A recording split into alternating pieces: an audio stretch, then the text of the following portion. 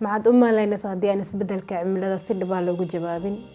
yaa khasaaraha ugu badan qaadi doona? yaa ka faa'iidi doona hadalka aan waxqabad loo bedelin? sanadii 2015 ku dhawaad 196 waddan ayaa isugu yimid Paris si ay u ansixiyaan heshiis taariikhi ah, heshiiska cimilada ee Paris, si loo xakameeyo kulaylka dunida si uusan ugu badan 2 digrii Celsius iyadoo la hiigsanayo inuu gaaro 1.5 digrii Celsius. heshiisku waxa uu ku qotamaa 3 tiir: yareynta qiiqa, la qabsiga cawaaqibta, iyo maalgelinta xalalka iyadoo lagu saleynayo cadaalad iyo waajibaad la wadaago. heshiiska Paris wuxuu si cad u aqoonsan yahay xaqa dadka nugul sida ku xusan hordhaca buugga, wuxuuna ku baaqayaa in la ilaaliyo xuquuqda aadanaha, sinaanta iyo cadaaladda jinsiyadda. Soomaaliya waxay ku biirtay heshiiska Paris September 2016.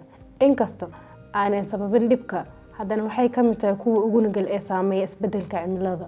Soomaaliya waxay qayb ka tahay in ka yar 0.03% qiiqa caalamka, balse waxay la daalaa dhacdaa abaaro daba joog ah, fatahaado, cunto yari iyo barakacyo. heshiiska Paris waa ballan caalami ah oo ku saabsan mas'uuliyad wadaag, cadaalad iyo mustaqbal wadajir ah.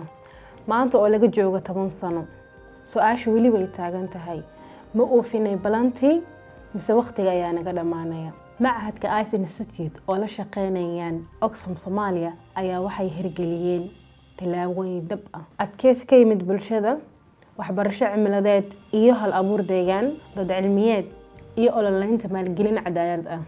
sanadka 2025 Soomaaliya waxay gudbisay qorshe qarameedka saddexaad NDC3 kaas oo la jaan qaadaya tiirarka heshiiska ee Paris.